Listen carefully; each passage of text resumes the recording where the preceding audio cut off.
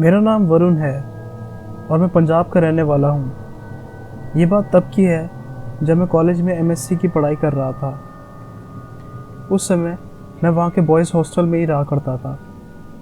Exams करीब थे और सभी स्टूडेंट्स एग्ज़ाम की तैयारियों में लग गए थे।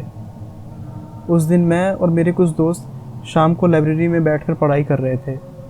उस लाइब्रेरी में सिर्फ हम 6 दोस्त ही बैठे थे। हमें पढ़ाई करते हुए रात के 12:30 बज गए। पूरी लाइब्रेरी में सन्नाटा छाया हुआ था। सारा हॉस्टल एकदम शांत था। तभी मेरे एक दोस्त ने कहा कि बस यार, पढ़ पढ़ के बहुत बोर हो गए हैं, क्यों ना कोई गेम खेलें, इससे दिमाग भी फ्रेश हो जाएगा और नींद भी आ जाएगी। और हम सब उसकी बात से सहमत हो गए। तभी मेरा एक दोस्त जिसका नाम नवीन था, उसने बोला कि चलो हम सब किसी आत्मा से बात करते हैं।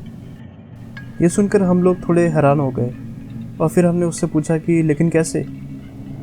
तो उसने बताया कि उसके पास उसके रूम में एक वीजी बोर्ड पड़ा है और उसकी मदद से हम लोग उनसे बात कर सकते हैं। और ये कहकर वो अपने रूम में वो बोर्ड लाने चला गया और हम वही लाइब्रेरी में उसका इंतज़ार करने लगे।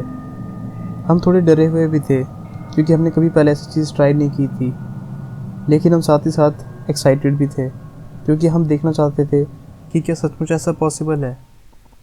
और थोड़ी देर बाद नवीन एक वीजी बोर्ड लेकर वापस आया जिस पर ए से लेकर जेड तक अल्फ़ाबेट थे, 0 से 9 तक नंबर और कॉर्नर्स पे यस और नो लिखा हुआ था।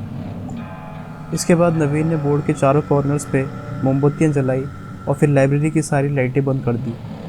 हमने उससे पूछा कि ये करना ठीक तो है ना, इसमें कोई खतरा तो नहीं।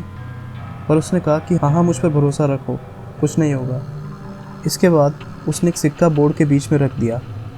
डर के मारे मेरे 2 दोस्त तो उठकर अपने कमरे में चले गए, लेकिन हम बाकी चारों ने उस सिक्के पर एक एक उंगली रख दी। इसके बाद नवीन ने कहा कि कोई भी डरना मत और यहाँ से उठना मत, वरना आत्मा नाराज़ हो जाएगी। ये सुनकर हम सहम गए। उसके बाद नवीन बोलने लगा कि अगर यहाँ पर कोई आत्मा है तो प्लीज़ हमसे बात करो। जैसे ही उसने ये कहा, मैं चारों तरफ देखने लग गया। लाइब्रेरी में अजीब सा सन्नाटा और अंधेरा छाया हुआ था।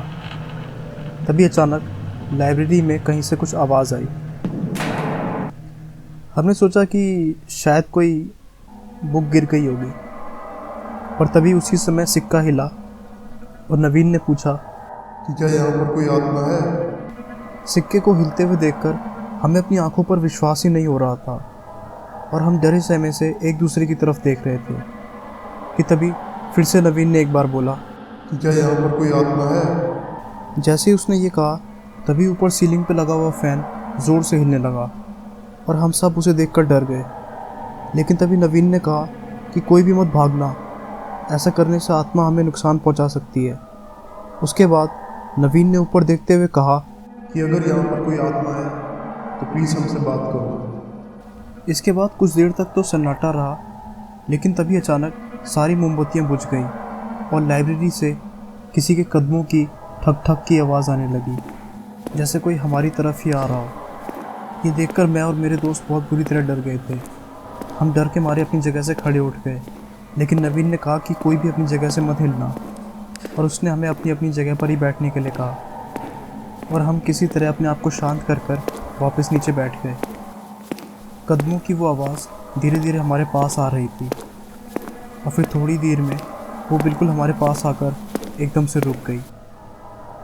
तभी अचानक बोर्ड पर रखा हुआ वो सिक्का इधर उधर हिलने लग गया और इससे पहले कि हम कुछ समझ पाते, हमारे पीछे रखी हुई एक बुक शेल्फ अचानक से नीचे गिर पड़ी।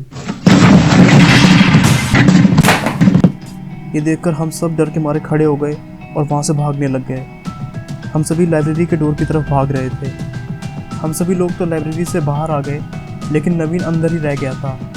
वो जैसे ही दरवाजे से बाहर निकल रहा था कि तभी अचानक दरवाज़ा बंद हो गया और बहुत कोशिश करने के बाद भी वो दरवाज़ा नहीं खुल रहा था।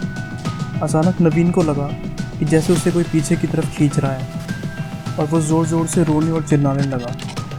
उसकी आवाज़ सुनकर हॉस्टल के सारे लड़के जाग गए थे और उठकर लाइब्रेरी की तरफ दौड़े। इसके बाद हॉस्टल वार्डन और हम सभी लड़कों ने मिलकर दरवाज़ा खोल दिया और नवीन को बाहर निकाला। जब हमने उसे बाहर निकाला तो उसको देखकर हमारे होश उड़ गए। उसके चेहरे और हाथों पर लंबे खरोंचों के निशान थे और डर के मारे वो बेहोश हो रखा था। इस घटना के बाद हमें आज भी लाइब्रेरी के डरावने सपने आते हैं और हम आज तक उस घटना को नहीं भूल पाए हैं और हमने सोच लिया है कि आज के बाद हम किसी भी आत्मा या प्रेत आत्मा को परेशान नहीं करेंगे।